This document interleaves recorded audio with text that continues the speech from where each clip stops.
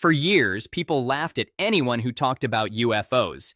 If you said the government might be hiding something, people called you crazy. But then Joe Rogan started having guests on his podcast who sounded dead serious.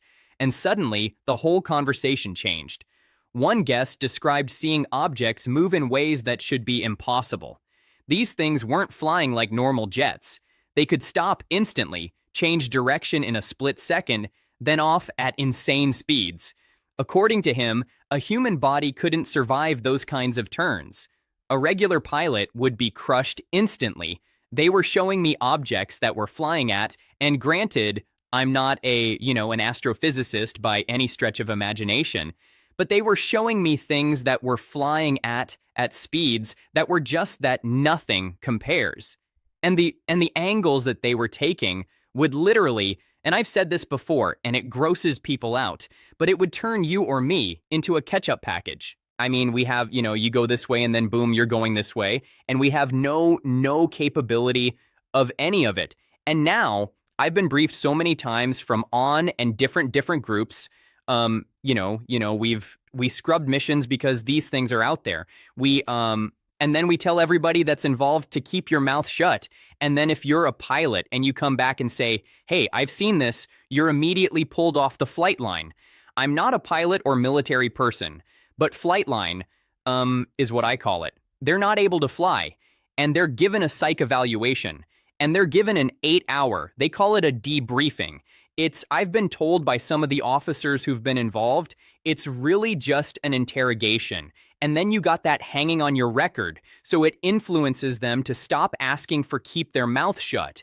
I literally had a guy tell me, Joe, that he said his recorder, it was an older style plane, and I think he said it was close to his right knee. And when he got that on his recorder, he started smashing it with his right knee to discombobulate it so that it wasn't even, because he didn't want anything, he did not need it. He saw it. He didn't need it in on his record. Even if he saw it and it was on a dadgum tape, they drag you in. And so, myself, Luna, and Matt Gates went down to Florida to be briefed by Matt. Matt was told that some pilots had seen some things, and they had some photographs. And so we go down there, and again, we go in.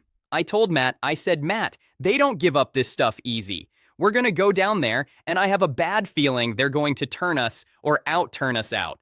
Well, we went down there, and Joe, they briefed us on some very serious issues that they were dealing with the Chinese and communist infiltration and things going on around Florida in the ocean. What are we getting wrong about this? Why should we keep looking at it? Well, look, anytime you have experts in the national security arena either disappearing or in some cases dying prematurely in not necessarily a natural way, we have to look at this very closely.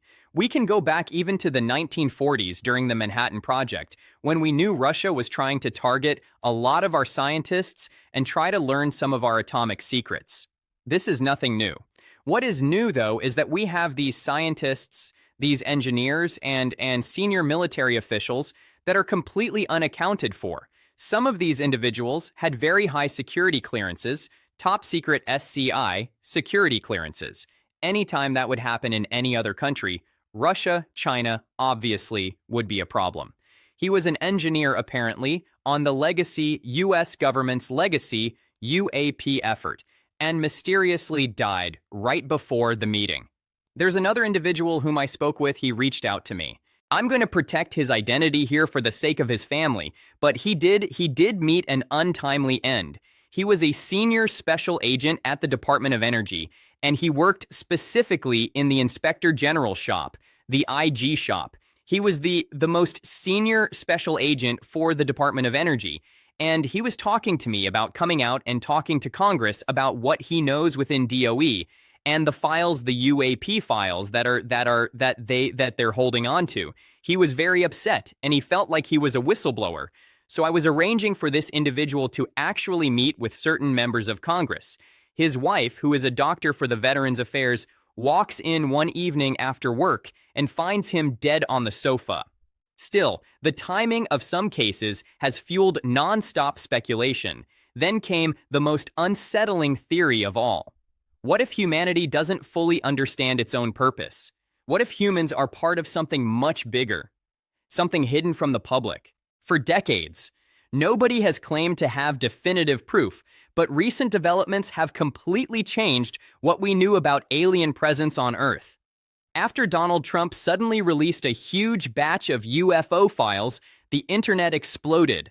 The files came straight from the Defense Department, packed with old reports, strange sightings, military footage, and unexplained cases involving mysterious objects in the sky.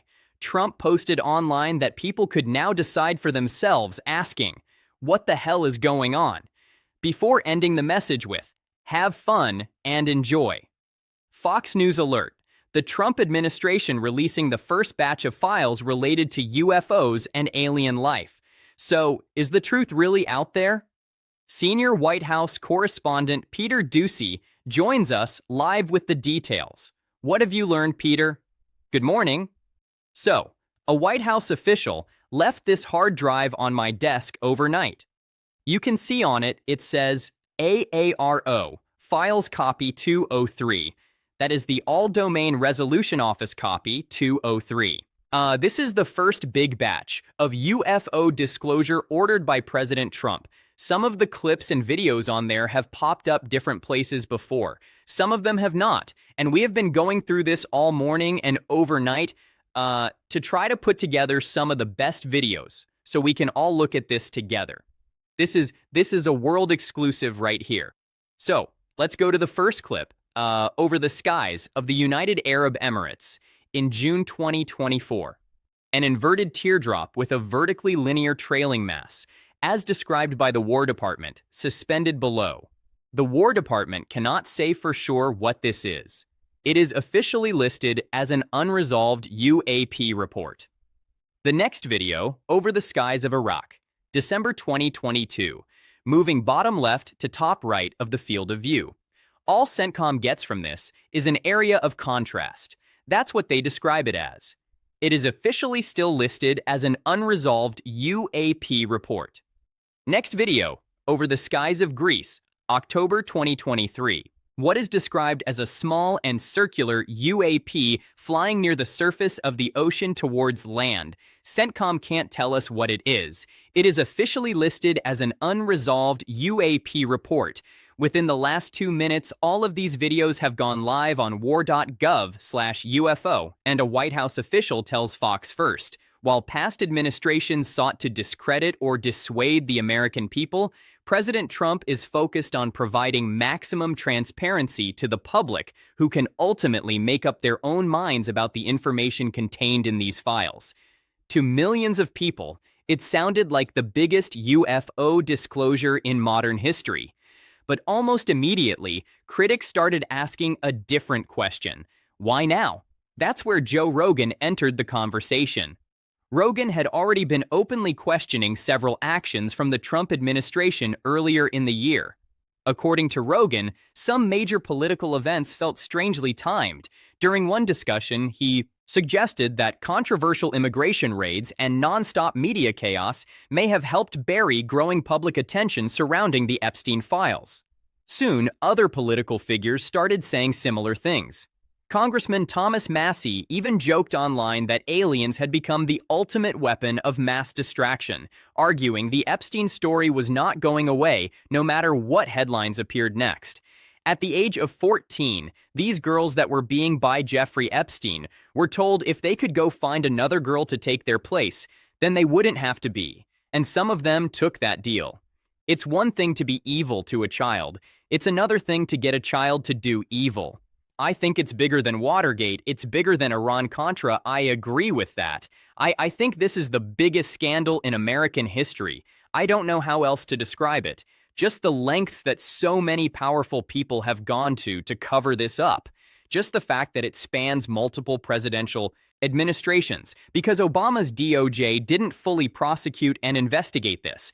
Biden's DOJ didn't either. Trump's first-term DOJ didn't. So you have 4 essential presidential administrations that have not taken this seriously. It does feel like a bigger scandal to me. It's something that's been going on for decades. Suddenly, the UFO release wasn't just about aliens anymore. It became part of a much bigger argument about secrecy, power, and what governments choose to focus public attention on. Now, what's really interesting about this is that there aren't just dubious whistleblowers talking about this. Another name has recently stepped into the spotlight when it comes to UFO whistleblowing, Eric Burleson. And unlike internet conspiracy channels or anonymous whistleblowers, Burleson was speaking as a sitting member of Congress. During multiple television interviews, he claimed the public had only seen the beginning of what the government knows. I'm coming at this issue after seeing and investigating this for several years is that I still don't know what this is, but I know that there's something out there. So when you see objects that are flying that are not really actually using normal flight, when they're taking sharp right turns, when they're going from 0 to Mach 3 instantaneously, that's not conventional technology. And there's something that is really leading our US airspace and particular military airspace. I've seen that footage. I've seen those objects. I've seen photographs of them. Something is up there. I just don't know what it is and what the origin is, but we need to get to the bottom of it. The video that you're describing, are those the videos you hope the government releases for the American public and really the world to see? The way you're describing them, is that what we're talking about here?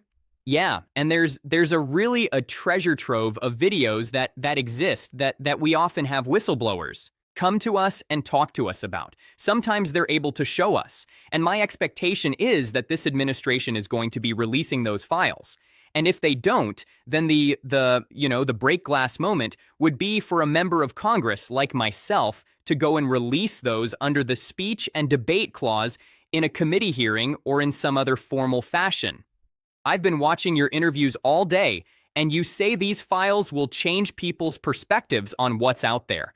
Are you convinced from what's been released that we are not alone? Do you need further proof? What are you thinking, Congressman, with the videos that we've all seen and the ones that will trickle down hopefully in the next week or two? Yeah, I can't conclude that what we're seeing is non-human intelligence, but what I can conclude is that there's somebody's got a form of technology that is mind-blowing technology that's flying above our airspace.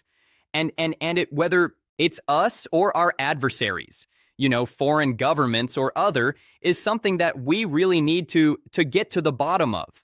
Burchett explained that members of Congress and oversight committees had already been briefed by military pilots, intelligence officers, admirals, and other high-ranking officials. According to him, many of these people described strange objects interfering with military bases and training exercises. Some of the reports were serious enough that Congress opened investigations. That uncertainty became the center of the entire debate. If these objects aren't alien and they aren't American, then who do they belong to? Some people believe secret government programs are hiding advanced technology from the public.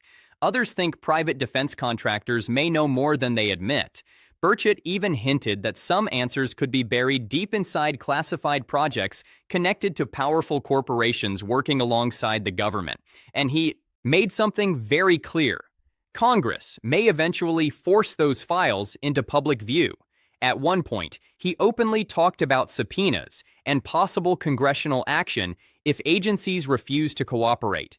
That comment instantly fueled theories that parts of the government may still be hiding information, even from elected officials. The more Burchett talked, the stranger the story became. If you go to the page dow.gov/UFOS, you'll be able to find these documents. And you scroll to the very, very end, you'll see two documents that I think are the most interesting and compelling based on briefings that I've had. And I was very pleased to see that they've actually disclosed these events because they're startling events, mostly having to do with glowing orbs, and the interaction with our at our military bases. One of the events that occurred recently is an event where we had multiple intelligence officials, senior intelligence officials, along with aircraft personnel and other people that were at one of our military bases and saw UAPs, even getting in a helicopter to go intercept them, and we're able to see a demonstration of technological superiority that we do not possess. Probably. He's released everything. No matter what he releases, people like, it's never enough. Where I'm at is, I'm glad President Trump is releasing these. I think I'm frustrated, and I'm sure you are as well, that we still don't know what this is that we're being shown. It's almost like, cool, release the files. And they're like, what am I looking at? And I think we all want the answers, and maybe the answers aren't there. It's concerning that we don't know what it is, and if it is a threat or not, I guess we don't know. Maybe we'll see. I'm hopeful. I want to see the ET. I want the little aliens like on the, little table or whatever, or walking around like Men in Black. I want to see aliens. Maybe it's just spacecraft we're talking about. Congressman, thank you so much for sharing what you know, and hopefully, as these releases come out, we can understand a little bit more about what it is. And I guess we'll see. It's fascinating nonetheless. It is fascinating, but these fiery orbs, these last two documents, everyone should read. I've seen these videos. They do exist. Fiery orbs. All right, that's what I'm looking at. Fiery orbs, literally, the second this interview is over, and I hope everyone does as well. He admitted he still does not know what these objects are. He said intelligence officials also do not know. And according to him, that might be the most frightening part of all. Because if the most advanced military on Earth cannot identify these objects, then something is flying through restricted airspace with technology nobody understands.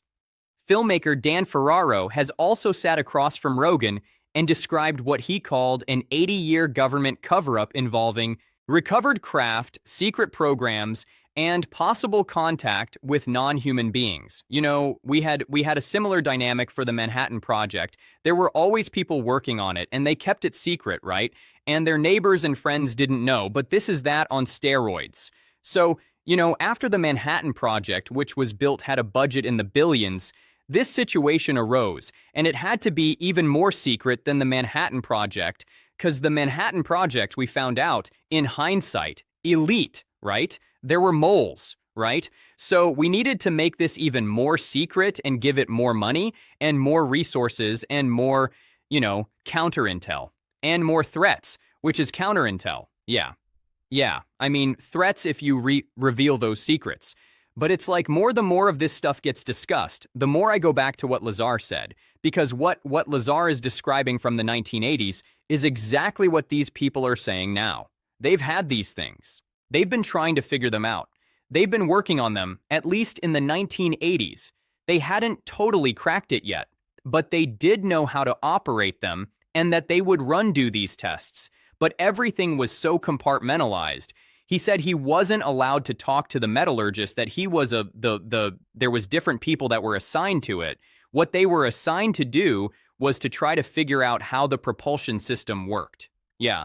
And then there was other people that were assigned to try to figure out how the metallurgy was formed, because whatever it was seemed like it was 3D printed. It didn't have any seams.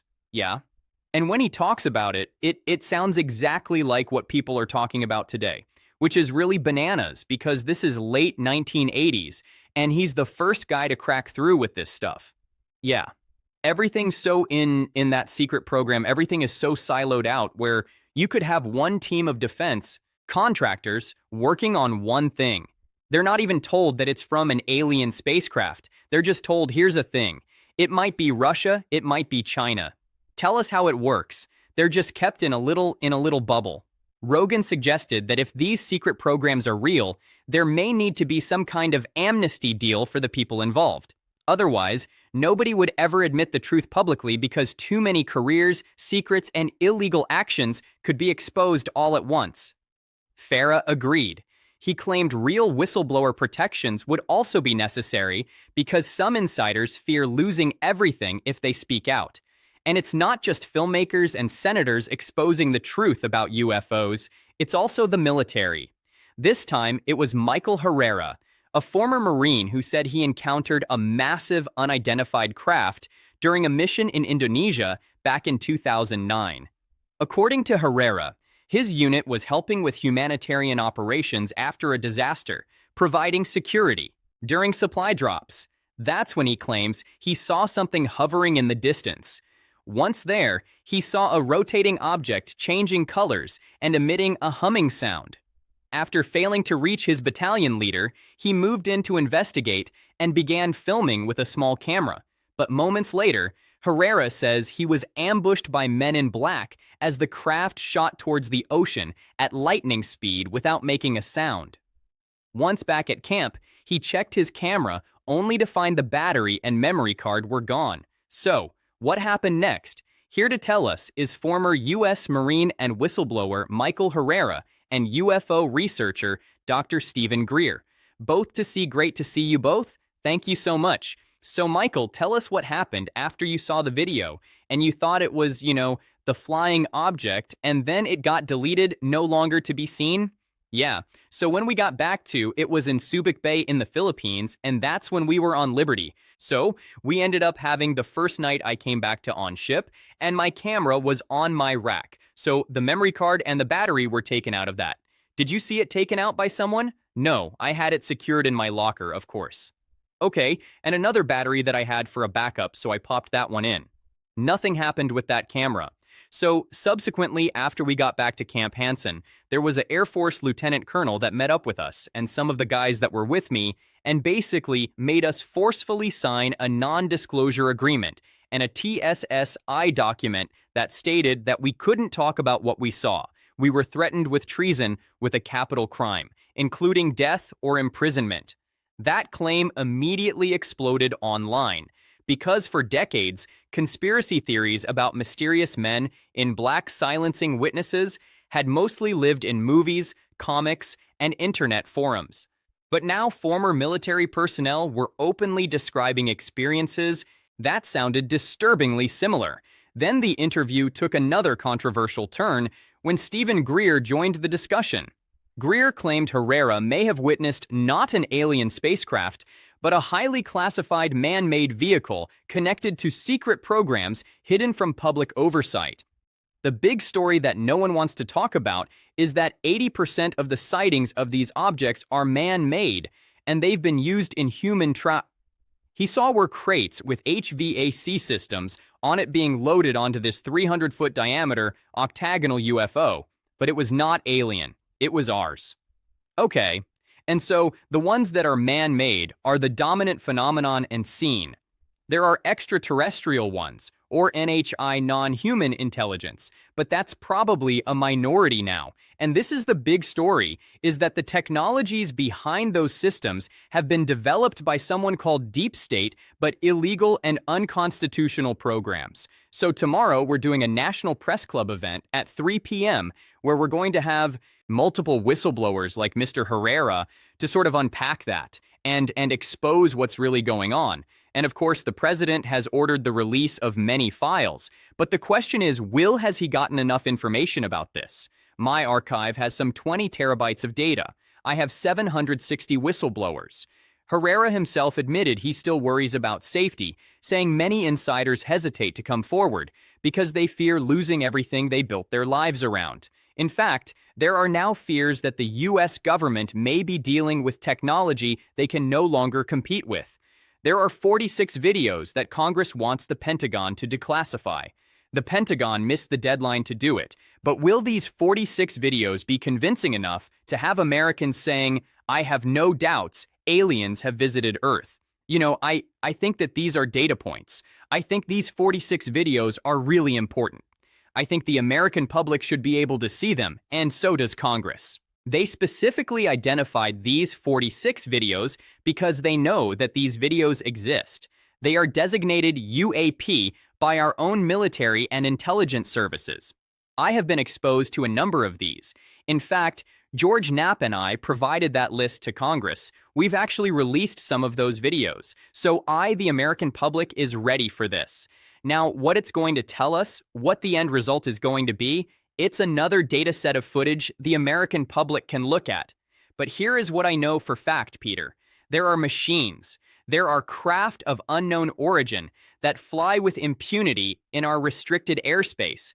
And our government has been assessing this as a national threat for decades.